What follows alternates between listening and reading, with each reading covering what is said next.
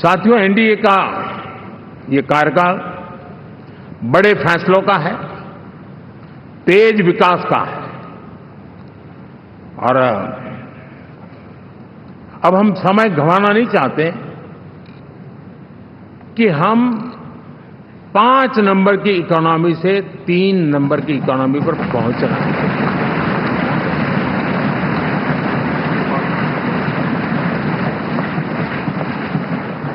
और ये खाली 5 और 3 का आंकड़ा नहीं है। उसके कारण जो अर्थव्यवस्था का कद बन जाता है, वो सामान्य मानवीय की आशा आकांक्षाओं को पूरी करने के लिए सरलता बढ़ जाती है। देश के लिए जो जरूरतें हैं वो आराम से पूरी करने का सामर्थ्य बन जाता है। और इसलिए हम उस दिशा में बड़ी कोशिश करके आगे बढ़ना चाहते हैं। राज्यों का सहयोग भी उसमें उतना ही महत्वपूर्ण है। और भारत के संविधान ने हमें जिस प्रकार का दिशा निर्देश किया है कोऑपरेटिव फेडरलिज्म का, लेकिन मैंने उसमें आग्रह रखा है कॉम्पिटिटिव कोऑपरेटिव फेडरलिज्म। हमारे राज्यों के बीच में भी तंदुरुस्त स्पर्धा हो, राज्य और केंद्र के बीच में भी तंदुरुस्त स्पर्धा हो, हम अच्छा करने की स्पर्धा करें। और उस दिशा में हम आगे बढ़ना चाहते हैं। और हमने देखा है कि जब मैं कॉम्पिटिटिव कोऑपरेटिव फेडरलिज्म की बात करता हूं, आपने देखा G20 समिट हम एक जगह पे कर सकते थे, हम भी मालाएं पहन करके फोटो निकलवा सकते थे, लेकिन हिंदुस्तान के अनेक शहरों में 200 से ज्यादा मीटिंगें हुई और दुनिया भर के नीति निर्धारक जो कहे G20 देशों के और बाकी भी 5-7 देशों के, वो हिंदुस्तान के कोने कोने में गए। उनके देशों में जाकर के भारत की विविधता, भारत की विशालता, इसकी चर्चा कर रहे हैं। उनके लिए आश्चर्य है। हमने तो दिल्ली आकर के वापिस जाते थे, पता ही नहीं था कि देश इतना बड़ा है। ये अपनी एक ताकत का परिचय हुआ है।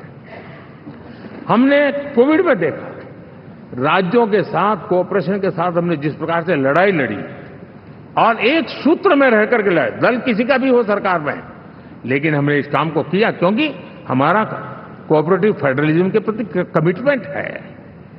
एस्पिरेशनल डिस्ट्रिक्ट एक ऐसा मॉडल है गवर्नेंस का जिसमें राज्य भी उतना ही सक्रियता से हमारे साथ जुड़े हुए हैं। और दुनिया के लिए जो डेवलपिंग कंट्रीज हैं, उनके लिए गवर्नेंस का एक ऐसा मॉडल प्रस्तुत हो रहा है जिसका अब तो केस स्टडी के रूप में दुनिया के अनेक यूनिवर्सिटी केस स्टडी करना शुरू की है। अब उसको हम आगे बढ़ाते हुए एस्पिरेशनल ब्लॉक की तरफ ले जा रहे हैं, ताकि हमारे ग्रासरूट लेवल पे भी जो वीक एरियाज हैं, जहां सुविधाएं अभी सामान्य एवरेज से भी नीचे हैं, उसको हम जल्दी से जल्दी उस स्टेट की एवरेज तक लाना चाहते हैं। देश का रीजन, कोई भी क्षेत्र हो, सर्वांगीण विकास को लेकर के हम चले। साथियों, गत 10 वर्ष में इंफ्रास्ट्रक्चर के क्षेत्र में हमने एक बहुत बड़ा, यानी सोचने में भी बदलाव लाए। जमीन पर तो लाए, वरना हमारे देश में सोचा चलेगा यार, अरे एक बार कर लो ना, उस सारे में से बदलाव नहीं। अब तो अच्छा ही चाहिए, बड़ा ही चाहिए, जल्दी से जल्दी पहुंचाने वाला चाहिए। सामान्य मानवीय के मन को हमने इस तरह से प्रेरित भी किया है और पुरुषार्थ करके हमने उस दिशा में काम किया है। 5 साल में हमें गति शक्ति, यानी इस प्रकार के प्लेटफॉर्म पर जो काम किया है, जो काम 6-6, 8-8 महीने तक नहीं होता था, वो आज 15-20 दिन में कर सकते हैं। सर, टेक्नोलॉजी का उपयोग करके हम काम कर रहे हैं। और ये जब होता है तो उसका मूल फायदा देश के नौजवानों के लिए रोजगार के अति अवसर बन जाते हैं। उनके लिए जीवन में सिलेक्शन के लिए बहुत बड़ा दायरा बढ़ जाता है। और वो हमें, साथियों, आज भारत दुनिया में विश्व के लिए एक नया मैन्युफैक्चरिंग हब के रूप में उभर रहा है।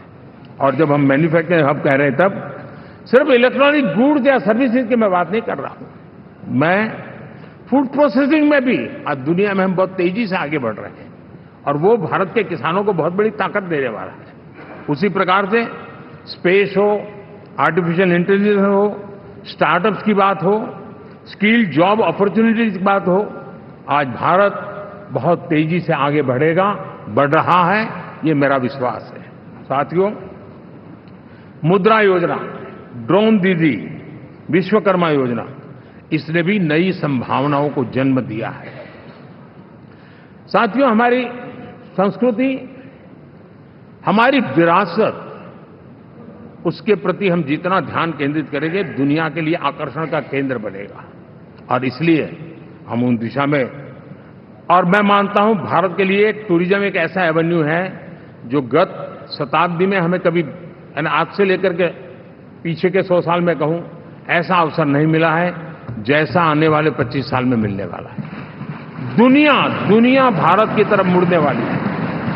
अब हमारा काम है हम इसके लिए आवश्यक व्यवस्थाओं को विकसित करें, हमारी विरासत के प्रति हम हमारा पर्यटन का विकास करते हुए एक विन विन सिचुएशन का हम फायदा उठाएं, और उसमें बहुत अधिक निवेश की संभावनाएं मैं देखता हूं।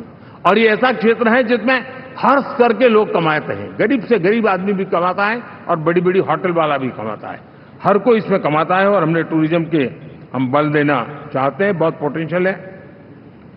आज जो इंफ्रास्ट्रक्चर के क्षेत्र खुले हैं, इसका फायदा उसको मिलता है। एयरवे हो, रेलवे हो, हमारे एक्सप्रेस वे हो, ये हमारा यातायात जितना बेहतर हो, और हमारा डिजिटल कनेक्टिविटी का जो काम है, ये इसके लिए एक बहुत बड़ा पॉजिटिव ग्राउंड तैयार कर रहा है और जिसका फायदा मिलने वाला है।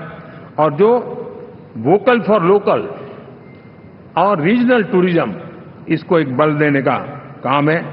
साथियों, अब दुनिया एक नए युग में प्रवेश रही है। जिस समय औद्योगिक क्रांति हुई, उस समय हम गुलामी के दौर से गुजर रहे थे, तो औद्योगिक क्रांति का जितना फायदा लेना चाहिए हम नहीं ले पाए। अब एक नया युग शुरू हो रहा है, हरित युग, ग्रीन एरा। भारत के पास बहुत संभावनाएं हैं इसका नेतृत्व करने की, और हम इसके लिए आने वाले दिनों में ग्रीन हाइड्रोजन की बात हो, ग्रीन एनर्जी हो, या ग्रीन जॉब्स हो, या ग्रीन मोबिलिटी हो, इन सारे विषयों को हम इतनी तेजी से आगे बढ़ाना चाहते हैं ताकि इस हरित युग का नेतृत्व दुनिया में भारत का सामर्थ्य सिद्ध कर दें, ये हम चाहते हैं। साथियों, इसी सिलसिले में इस 5 जून को जब पर्यावरण दिवस था, 4 जून को नतीजे आ गए थे, तो उसी दिन मेरे मन में एक विचार आया कि कार्यक्रम 5 जून को हमने आरंभ किया, एक पेड़ मां के नाम। हर किसी को मां के प्रति श्रद्धा होती है,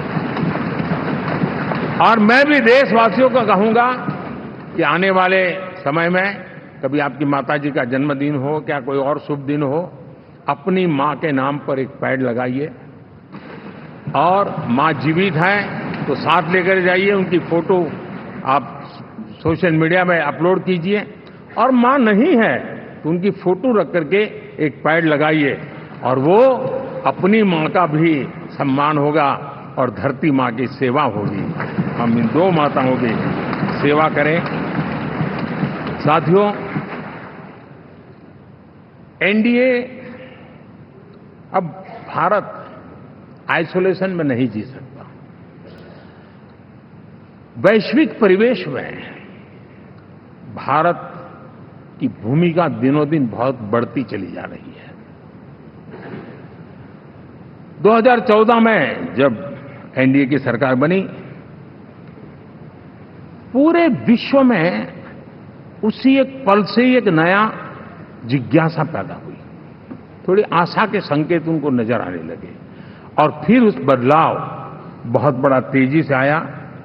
और पिछले 10 वर्ष में भारत ने जिन कामों को बढ़ लिया है, आज भारत की छवि विश्व बंधु की बन चुकी है। दोस्तों, विश्व हमें एक बंधु के रूप में स्वीकार कर रहा है, और जब दुनिया हमें विश्व बंधु के रूप में स्वीकारती है, तो हमारी वैश्विक जिम्मेवारियों को भी हमने हमारे आने वाले रोड मैप में महत्व देना ही होगा। और भारत की सफल विदेश नीति ने अच्छे परिणाम भी दिए हैं। हमने हर संकट को उस प्रकार से हैंडल किया जिस प्रकार से मानवीय मूल्यों को हमने प्राथमिकता दी। उसका परिणाम है कि सामान्य मानवी के मन में ये विश्व बंधु वाला भाव बहुत मजबूत हुआ, और भारत का सेवा भाव का जो कैरेक्टर है उसको विश्व ने पहचाना है। चाहे यूक्रेन का संकट हो, चाहे अफगानिस्तान का संकट हो, हर हमारे लोगों को बचाना हो, हमने किसी भी में हमने कोई कमी नहीं रखी है।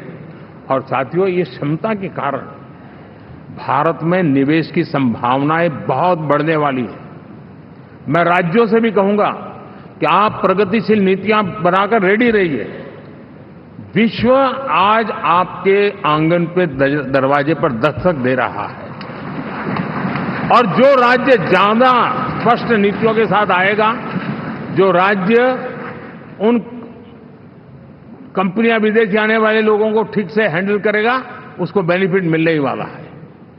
और भारत ने जो नीतियां बनाई है, भारत ने जो वातावरण बनाया है, उसका लाभ भारत के हर राज्य को मिलना चाहिए, और उस दिशा में हम तेजी से काम करना चाहते हैं। जैसे ही घड़ी का काटा दोपहर 2:30 पे आए, बबीता जी का दिल सास बहू साजिश के लिए मचल जाए। और ये है इनकी बहू, पूरे दिन ऑफिस की टेंशन हो जाए गॉन जब ये करें अपना फेवरेट शो फ्री टाइम पे ऑन।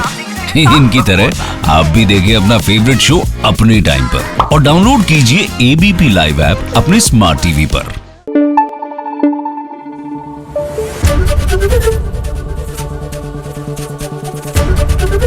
एबीपी न्यूज आपको रखे आगे।